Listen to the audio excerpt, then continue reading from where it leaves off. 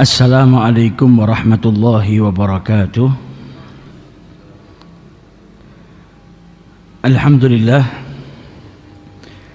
Alhamdulillahilladzi hadana lihadza wa ma kunna linahtadiya laula an hadanallah. Subhanaka la ilma lana illa ma 'allamtana innaka antal alimul hakim. Rabbi shrah li sadri wa yassir li amri wahlul 'uqdatam min lisani yafqahu qawli. Allahumma salli wa sallim ala sayyidina Muhammadin miftahi bab rahmatillah adada ma fi ilmillah salatan wa salaman daimaini bidawami mulkillah wa ala alihi wa sahbihi wa man walah. Nawaitu ta'allum wa ta'lim wa tadhakkura wa tadhkir wa naf'a wal intifa' wal ifada wal istifada wal hatha ala tamassuki bi kitabillahi wa sunnati rasulih والدعاء إلى الهدى والدلالة على الخير ابتغاء وجه الله ومرضاته وقربه وثوابه سبحانه وتعالى. أما بعد, Alhamdulillah, pagi hari ini kita kembali diperjumpakan oleh Allah Subhanahu wa Ta'ala yang insya Allah dalam keadaan yang lebih baik, dalam keadaan yang lebih taat kepada Allah Subhanahu wa Ta'ala. Dan senantiasa kita harapkan hadirnya kita di majelis ini mendapatkan keberkahan daripada Allah Subhanahu wa Ta'ala serta diampuni dosa-dosa kita. Amin ya rabbal alamin. Pada kesempatan yang lalu kita sudah kaji perihal yang menjelaskan tentang pentingnya ikhlas dalam beramal. Sebagaimana tolak ukur diterima atau tidak diterimanya sebuah amal oleh Allah Subhanahu wa Ta'ala tergantung daripada keikhlasan seseorang. Ketika seseorang melakukan sebuah amal perbuatan semata-mata karena Allah Subhanahu wa Ta'ala, maka amalnya diterima oleh Allah dan akan diberikan pahala yang besar oleh Allah Subhanahu wa Ta'ala. Pada kesempatan kali ini kita melanjutkan pembahasan yang berikutnya, pembahasan yang ketiga, yaitu al-ukhuwah fillah, persaudaraan karena Allah Subhanahu wa Ta'ala. Bab ini menjelaskan kepada kita tentang pentingnya seseorang itu menjalin hubungan persaudaraan bukan karena untuk mencari manfaat duniawiyah atau karena ada keperluan tertentu. Namun hubungan yang dia jalin, hubungan persaudaraannya semata-mata karena Allah Subhanahu wa Ta'ala. Dijelaskan yang namanya persaudaraan adalah imtizaj ruh birruh. Persaudaraan karena Allah itu adalah persenyawaan ruh dengan ruh.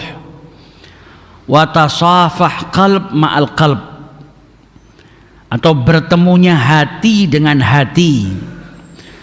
Persaudaraan karena Allah itu ribat imani, ikatan iman yang berlandaskan ketakwaan kepada Allah Subhanahu wa Ta'ala, yaitu persaudaraan yang berpegang teguh kepada ajaran Allah Subhanahu wa Ta'ala, persaudaraan karena iman, persaudaraan karena ketakwaan kepada Allah Subhanahu wa Ta'ala. Dalam Al-Quran, Allah Subhanahu wa Ta'ala berfirman, wa'tasimu bihablillahi jami'an wa la tafarraqu. Berpeganglah kamu semuanya kepada tali. Tali di sini yang dimaksud adalah agama Allah Subhanahu wa Ta'ala. Dan janganlah kamu bercerai-berai. Jadi kita diperintahkan oleh Allah Subhanahu wa Ta'ala untuk bersatu, berpegang teguh dalam ajaran Allah Subhanahu wa Ta'ala, dan jangan sampai kita itu bercerai-berai. Wadkuru ni'matallahi 'alaikum idz kuntum a'daan fa'allafa baina qulubikum. Dan kemudian diperintahkan oleh Allah akan nikmat yang Allah berikan kepada mereka. Ketika mereka di masa jahiliyah mereka saling bermusuh-musuhan, kemudian Allah mempersatukan mereka. Karena dulu ketika mereka baru masuk dalam ajarannya Rasul sallallahu alaihi wasallam, maka mereka ini sering berperang, bermusuhan satu dengan yang lainnya. Ketika mereka sudah beriman, masuk ke dalam ajarannya Rasul sallallahu alaihi wasallam, maka itu sebuah kenikmatan. Apa yang tadinya bercerai-berai disatukan. Karena apa? Karena iman. Dan itu sebuah kenikmatan yang besar yang Allah berikan kepada hambanya. Dipersatukan oleh Allah Subhanahu wa taala. Jangan yang sudah dipersatukan sama Allah Subhanahu wa taala kita justru malah merusaknya. Kita ini sudah dipersatukan sama Allah, bersaudara satu dengan yang lainnya. Di bawah apa? Di bawah ajarannya Nabi besar Muhammad sallallahu alaihi wasallam. Jadi ayat ini memerintahkan kita untuk apa? Berpegang teguh kepada ajaran Allah Subhanahu wa taala dan jangan pernah kita bercerai-berai. Dalam ayat yang lain Allah Subhanahu wa taala berfirman, "Wa naza'na ma fi sudurihim min ghillin." Dan kami lenyapkan, kata Allah Subhanahu wa taala, segala rasa dendam yang berada di dalam hati mereka. Ikhwanan ala sururin mutaqabilin. Sedang mereka merasa bersaudara, duduk berhadap-hadapan di atas dipan-dipan. Innamal mu'minuna ikhwah. Dalam ayat yang lain Allah berfirman, innamal mu'minuna ikhwah. Sesungguhnya orang-orang mukmin itu adalah bersaudara. Fa aslihu baina akhwaikum. Oleh karena itu damaikanlah antara kedua saudaramu. Wattaqullaha la'allakum turhamun. Dan bertakwalah kepada Allah Subhanahu wa taala supaya kamu mendapatkan rahmat daripada Allah Subhanahu wa taala. Mukmin yang satu dengan mukmin yang lain itu saudara. Sudah ini dipatenkan sama Allah Subhanahu wa taala. Kita dengan saudara-saudara kita beriman itu saudara. Kalau saudara ya jangan terpecah belah. Kalau saudara jangan sampai kita itu bercerai-berai.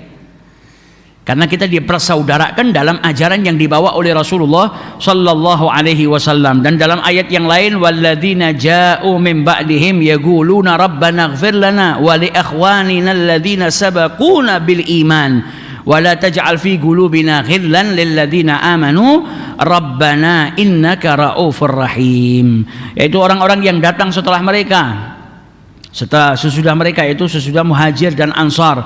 Mereka berdoa, ya Rabb, beri ampunlah kami dan saudara-saudara kami yang telah beriman lebih dahulu dari kami, dan janganlah engkau membiarkan kedengkian dalam hati kami terhadap orang-orang yang beriman. Jadi doanya kita tuh harusnya apa? Minta sama Allah agar tidak memiliki rasa dengki kepada siapa? Orang-orang yang beriman kepada Allah Subhanahu wa ta'ala.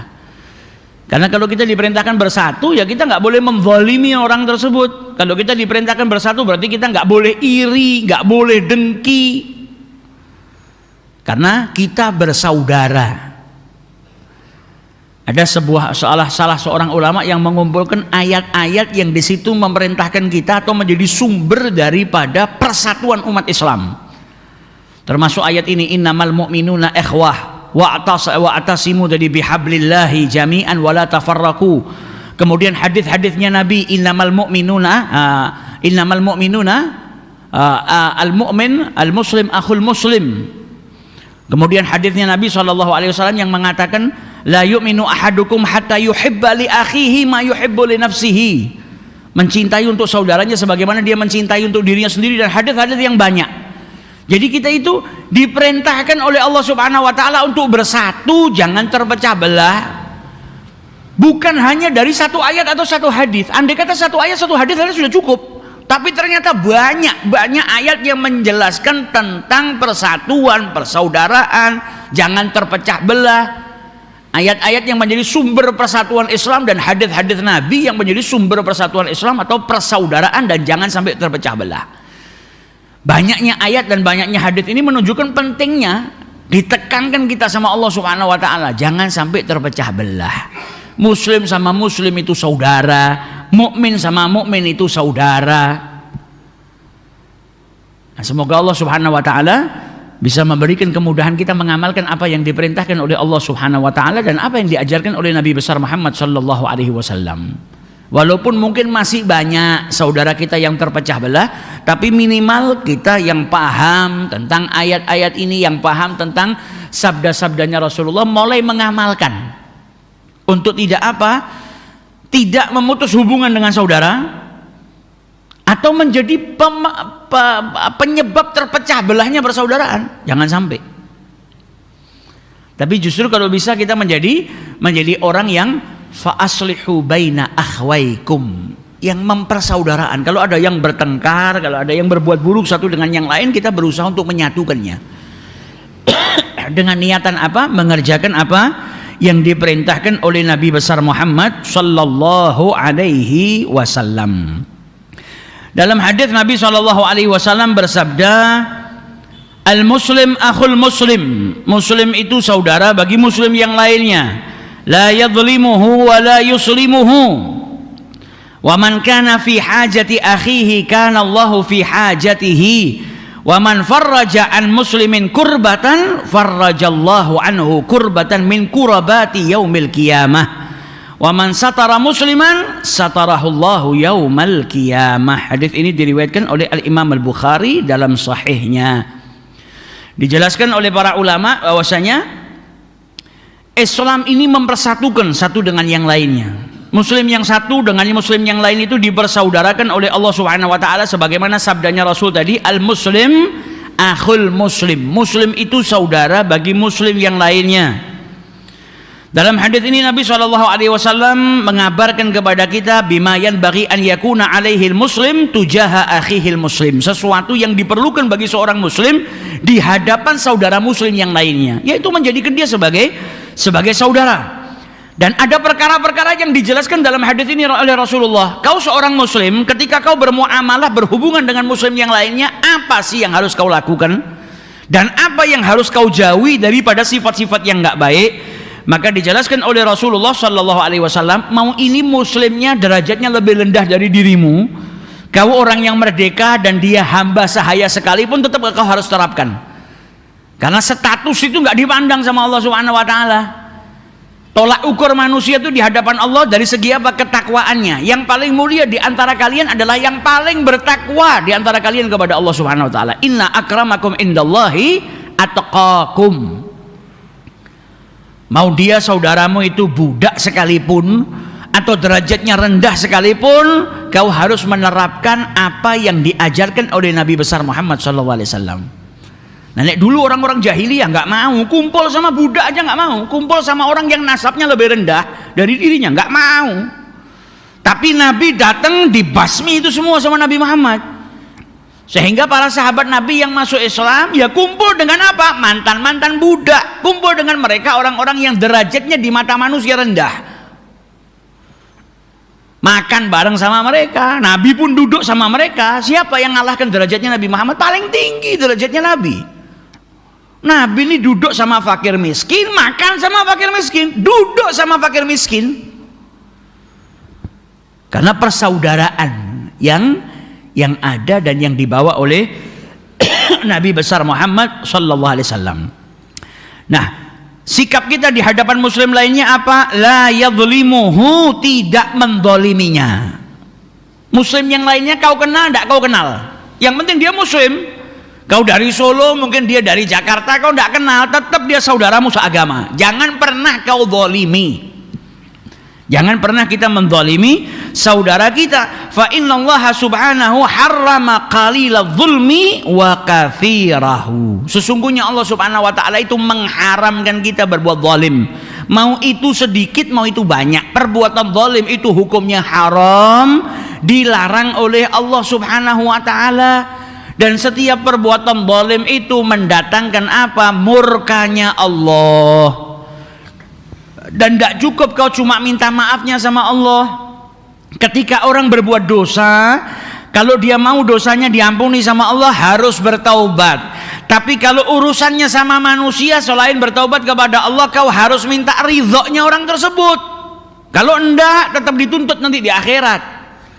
Jangan sampai kau menjadi orang yang muflis, orang yang bangkrut. Siapa orang yang bangkrut? Nabi Muhammad tanya kepada para sahabatnya, kalian tahu tidak siapa orang-orang yang bangkrut? Para sahabat tahunya bangkrut saat itu ya nggak punya harta. Al-muflisu fina man lam yamliku dirhaman wala dinaran.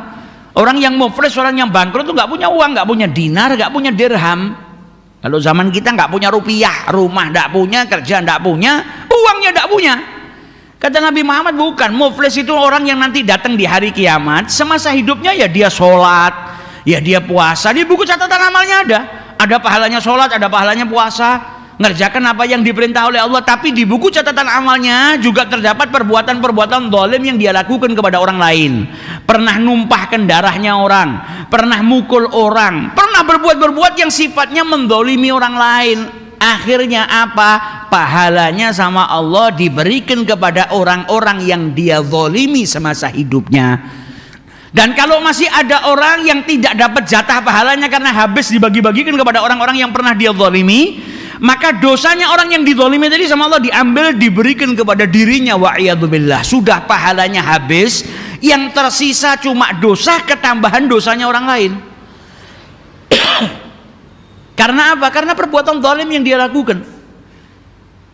Jadi muslim yang satu dengan muslim yang lain adalah bersaudara. Jangan sampai kau berbuat zalim kepada saudaramu.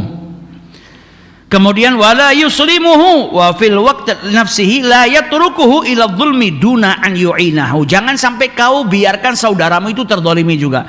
Kau tidak menzalimi dan jangan biarkan saudaramu itu dizalimi. Kalau sampai ada orang yang menzalimi atau dia sedang terzalimi, maka engkau harus melindunginya sesuai dengan kemampuanmu. Jangan dibiarkan. Yang penting saya nggak dizalimi. Loh, itu saudaramu kok. Saudaramu sedang dizalimi, maka jangan kau biarkan. Maka kau harus melindunginya sesuai dengan kemampuanmu.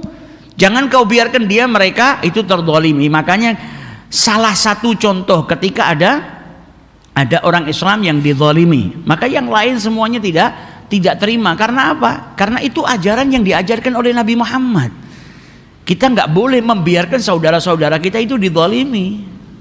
Yang ada kita harus memberikan perlindungan, berusaha semampu kita agar mereka itu tidak terzalimi. Dengan apapun yang bisa, yang kau bisa lakukan. Kalau tidak bisa melakukan apa-apa, minimal dengan apa? Dengan doamu. Untuk menembus langit-langitnya Allah, berdoa, ya Rabb, saudara-saudara saya saat ini sedang dizalimi, saya tidak mampu melindungi mereka, baik dengan diri saya atau dengan harta saya tidak mampu, tapi saya punya doa ya Rabb. Dan setiap muslim punya harapan dalam doanya diijabahi sama Allah Subhanahu wa taala. Maka tolong jauhkanlah mereka daripada perbuatan-perbuatan zalim orang yang saat ini menzalimi mereka. Doakan. Bisa dengan yang lainnya, kau lakukan dengan yang lainnya. Yang terpenting kau tidak membiarkan saudaramu dizalimi, kecuali di situ kau ada upaya untuk menjaga mereka atau menuntaskan mereka dari perbuatan zalim yang saat itu sedang menimpa mereka. Kemudian dilanjutkan oleh Rasulullah sallallahu alaihi wasallam dalam hadisnya, man kana fi hajati akhihi, barang siapa yang membantu hajat saudaranya, kanallahu fi hajatihi, maka Allah akan membantu hajatnya. Nabi Muhammad dalam hadisnya ini menjelaskan kepada kita, man sa'a fi qada'i hajati akhihil muslim, siapa yang berjalan untuk membantu hajat saudara muslimnya, a'anahu Allah taala wa sahhala alaihi qada'a hajatihi, maka dia akan dibantu oleh Allah dan dipermudah oleh Allah Subhanahu wa taala untuk mendapatkan hajatnya. Luar biasa kan? Jadi ketika kita bantu orang lain untuk mendapatkan hajat yang dia inginkan, imbalannya dari Allah apa? Hajatmu dibantu sama Allah, hajatmu dipermudah oleh Allah Subhanahu wa taala untuk sampai kepada dirimu. Jadi kalau kita sedang membantu saudara kita, nggak usah pikirkan imbalan daripada orang tersebut. Kalau kita mikirkan imbalan, akhirnya kebaikan kita berhenti. Kita kalau melakukan sebuah kebaikan, agar hanya orang tersebut membalas kebaikan kita dengan kebaikan, berarti kita melakukannya bukan karena Allah, nggak ikhlas. Kalau nggak ikhlas, nggak datangkan pahala. Tapi kalau kita melakukannya semata-mata karena Allah Subhanahu wa taala, apa yang kita lakukan mendatangkan ganjaran dari Allah. Yang kedua, dapat imbalan yang istimewa. Imbalannya apa? Imbalannya hajatmu dimudahkan oleh Allah. Imbalannya apa? Allah yang turun tangan sendiri membantu hajatmu. Bukan orang lain, bukan manusia. Walaupun nanti perantaranya manusia. Allah yang memberikan asbab terkabulnya hajatmu. Tapi kan ini imbalan yang luar biasa. Karena orang itu kalau melakukan sesuatu hanya karena untuk orang lain, kalau dia tidak mendapatkan sesuai dengan harapannya, dia akan berhenti. Misal, kita berbuat baik kepada tetangga. Tujuannya apa? Supaya tetangga berbuat baik kepada diri kita. Aku apik karo tonggo, ben tonggoku ki apik karo aku. Nah, seandainya kita berbuat baik sama tetangga tadi, ternyata nggak dibalas dengan kebaikan. Ternyata tetangga kita acuh, nggak peduli, atau bahkan tetangga kita berbuat buruk kepada kita, berhenti. Karena apa? Tujuan kita berbuat baik supaya tonggo kuwi apik. Ketika nggak dapatkan hajatnya, berhenti dia. Sebaliknya, kenapa kau berbuat baik kepada tetanggamu? Karena diperintahkan oleh Rasulullah SAW. Kita diperintahkan untuk memuliakan tetangga, baik sama tetangga. Mau dibalas dengan kebaikan ya monggo, ndak dibalas ya monggo. Yang penting aku ngamal no perintah Kanjeng Nabi. Dan saya yakin kalau saya ngamalkan perintahnya Nabi Muhammad, imbalannya lebih besar daripada balasan baik tetangga tadi, lebih daripada itu. Dan kalau saya melakukannya karena perintahnya Allah dan perintahnya Rasulullah, pasti Allah akan menggerakkan hati tetangga saya juga untuk berbuat baik kepada saya. Gak usah diniatin, sudah pasti dikasih sama Allah Subhanahu Wa Taala. Gak usah diinginkan orang berbuat baik, itu Allah akan memberikan kemudahan bagi setiap urusannya. Maka kalau niatnya karena Allah, ya terus dia akan bisa berbuat baik, walaupun dizalimi. Walaupun tetangganya berbuat buruk kepada dirinya, walaupun tetangganya berbuat zalim kepada dirinya, gak akan memberhentikan perbuatan baiknya kepada tetangganya. Kenapa? Melakukannya untuk Allah dan Rasulnya. Nah, ini kalau kita membantu saudara kita, imbalannya dari Allah apa? Hajat kita dibantu sama Allah, dipermudah sama Allah Subhanahu Wa Taala. Jadi dari hadis ini sebetulnya kita bisa punya kunci cara bagaimana hajat kita dikabulkan sama Allah. Ya Allah, aku ki duwe hajat gede, urung kabul-kabul. Saya itu sampai detik ini punya hajat tapi belum terijabahi. Nah, caranya supaya diijabahi gimana? Selain berdoa, minta sama Allah Subhanahu Wa Taala, berupaya. Karena orang itu diperintahkan untuk berupaya. Dia punya sesuatu, ya dia harus mendirikan asbabnya untuk mendapatkan hajat yang dia inginkan. Ada ikhtiarnya. Selain itu, amalkan hadis Nabi ini. Oh, aku tak ngewangi hajate wong muslim. Saya tak nyari saudara saya yang punya hajat, tak bantu supaya hajatnya terkabul. Karena ini kunci. Kalau kisah kita itu membantu hajatnya orang lain, hajat kita dipermudah, hajat kita dibantu sama Allah Subhanahu Wa Taala. Kemudian dilanjutkan oleh Rasulullah sallallahu alaihi wasallam, wa man farraja an muslim kurbatan farrajallahu anhu kurbatan min kurubati yaumil qiyamah.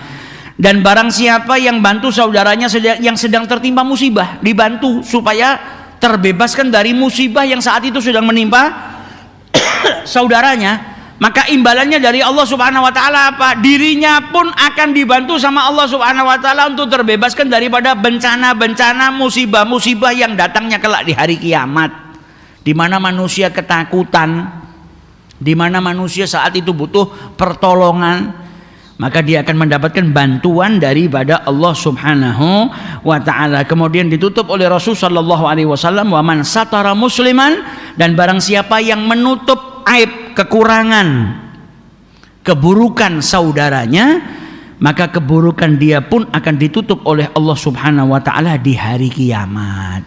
Punya teman, punya saudara muslim berbuat salah, berbuat buruk, jangan diumbar kesalahannya, jangan disebar-sebarkan keburukannya atau kekurangannya, tapi apa? Kita tutup supaya aib kita juga ditutup oleh Allah Subhanahu Wa Taala. Tapi dalam hadis ini, wala ya'ni hadza ayyaskuta an maksiatin in ra'ahu mutalabbisan biha. Tapi bukan berarti kalau kau melihat saudaramu berbuat maksiat, saudaramu berbuat buruk terus kau diem, tak tutupi weh, ben ojo ono sing ngerti. Ya bukan seperti itu. Perbuatan buruknya kau tutup, tapi kalau kau ngelihat dia berbuat buruk, nasihati, jangan didiamkan. Karena kita diperintahkan untuk menasihati. Kalau ada orang berbuat salah, jangan didiamkan, kasih tahu perbuatanmu itu salah, nanti datangkan dosa dari Allah, nanti kau dihukum dengan cara yang benar, dengan cara yang baik, gak didiamkan. Tapi setelah itu tutup, jangan diumbar, jangan dibuka, jangan kita menjadi orang yang mengumbar kejelekan orang lain, atau yang menyebarkan keburukan daripada keburukan orang lain. Nah, ini hadis disampaikan oleh Rasul sallallahu alaihi wasallam menjelaskan kepada kita muslim yang satu itu bersaudara dengan muslim yang lainnya. Dan Nabi SAW sedang mengajarkan kepada kita amalan-amalan yang perlu kita lakukan ketika kita berhadapan atau bersama dengan saudara kita seagama. Jangan kau zalimi dan jangan kau biarkan dirinya terzalimi. Kemudian bantu hajatnya supaya Allah bantu hajatmu dan mempermudah hajatmu. Tutup aibnya, bantu dia keluar dari musibahnya. Kau bikin bahagia orang lain, tidak mungkin kau dibiarkan sama Allah bersedih. Yang ada Allah akan mengirimkan kebahagiaan untuk dirimu. Ada orang yang sedang kesusahan. Wah, ini kena musibah. Musibahnya urusannya dengan harta. Saya orang miskin, saya nggak bisa bantu. Ya paling tidak kau nemenin. Paling tidak kau bikin bahagia supaya kesedihan yang ada dalam hatinya itu sirna. Kau datang, kau hibur, kau nasihati mungkin, atau kau bikin suasana-suasana yang indah, yang tidak keluar dari syariatnya Allah Subhanahu wa taala untuk membahagiakan dirinya. Maka di saat itu kau sedang berupaya untuk apa? Menuntaskan dirinya dari musibah yang sedang menimpa dirinya, walaupun dengan idkhalus surur, membahagiakan orang tersebut atau masukkan kebahagiaan ke dalam hatinya. Maka Allah pun akan memberikan imbalan atau ganjaran yang besar yang kelak akan kita nikmati ketika kita dibangkitkan oleh Allah Subhanahu wa taala. Bahkan terkadang kenikmatan itu bisa kita nikmatin semasa kita hidup di dunia. Sudah dikasih dulu imbalannya sama Allah Subhanahu wa taala.